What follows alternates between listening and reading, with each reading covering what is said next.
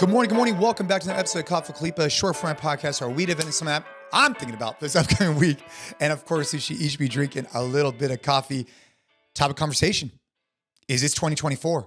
Is January 1st? What are we going to do to get after it this year? And where this really comes to mind is back in the day at the conventional gym.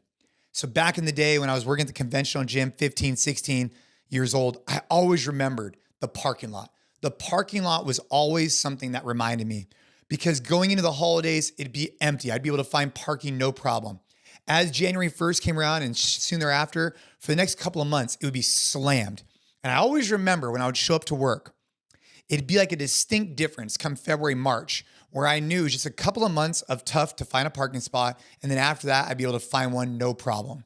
And my recommendation for anybody listening who's going to be that person who hasn't been at the gym, wants to get after the gym, is to remind themselves of what they're trying to train for in the first place, because then it doesn't become a fad. It doesn't become this short-term thing. It becomes a long-term commitment to 2024 and beyond.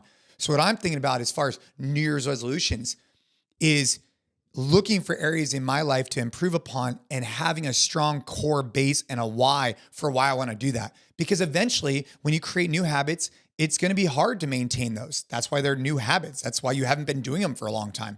And so if you have a strong why to reflect on, it'll be easier for you to continue. An example of that is the CrossFit Games. For years, you'd see competitors of mine where you'd get into a really difficult position. I know I was there.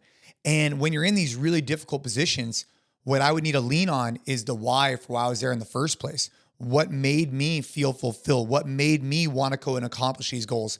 And it wasn't the money, the fame, the sponsors that drove me. It had to be something deeper, internal. Otherwise, when things get tough, which they will as 2024 moves on, it'll be easy for you to give up on those goals because it didn't anchor you into something deeper. So what I'm thinking about is what's anchoring you to your fitness journey? What's anchoring you to whatever you want to be pursuing? And that can't be something superficial like, oh, I want to get a, six-pack abs, or I want to do it because the rest of my friends are doing it, or I'm going to go do some challenge. I think that's a great place to start. But the challenge is just a way to get you going. You then need to really reflect on why am I doing this in the first place? And for me, for my training, it isn't about the way I look, even though it's a byproduct. It isn't about the look, only the way that I feel. That's a byproduct.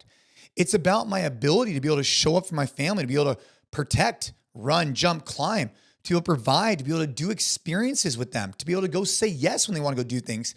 Those are super strong, deep-rooted whys that I have to be on the path of training, that regardless of how hard it gets, I'll be able to reflect on those. But if my reasoning for training and showing up to the gym or maybe building out a garage gym was kind of superficial or more low key, it would be easier when those times get tough to just give up on those.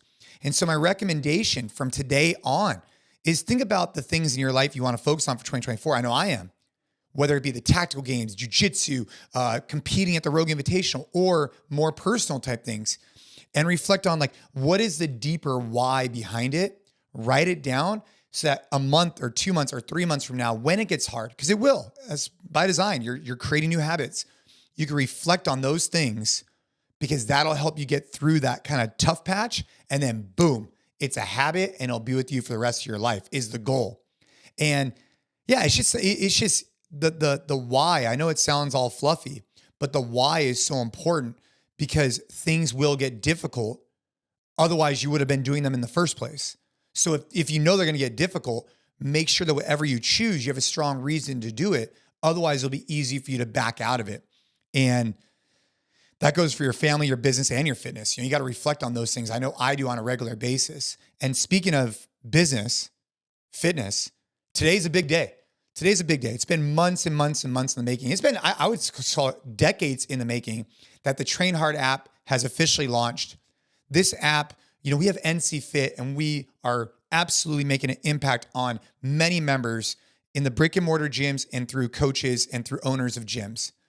Train Hard is for a new audience, a different audience. People want to get after in their garage, in their gym, who want to be able to train hard, not at one of our locations and not at a gym that uses our programs. And so that launched today, and we have 3 programs. One that helps you act the part called Force. It's strength and conditioning. It's badass.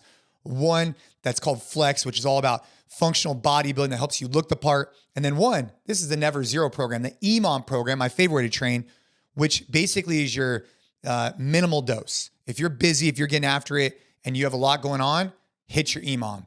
And if you have not checked out, go to th.fit, check out the podcast show notes, because this is really where we're going. It's tools to really incorporate for a community across the globe who can't make it into our gyms and who want to be a part of the Train Hard community. And I know for me, that's a big why for me. I want to build this community. I want to be able to engage with you. Make sure you're on the newsletters. Make sure you check out the podcast. And I want to keep learning and keep providing value. I hope you and your families have an incredible 2024. Check out the podcast show notes. But most importantly, just keep training hard. Let's go.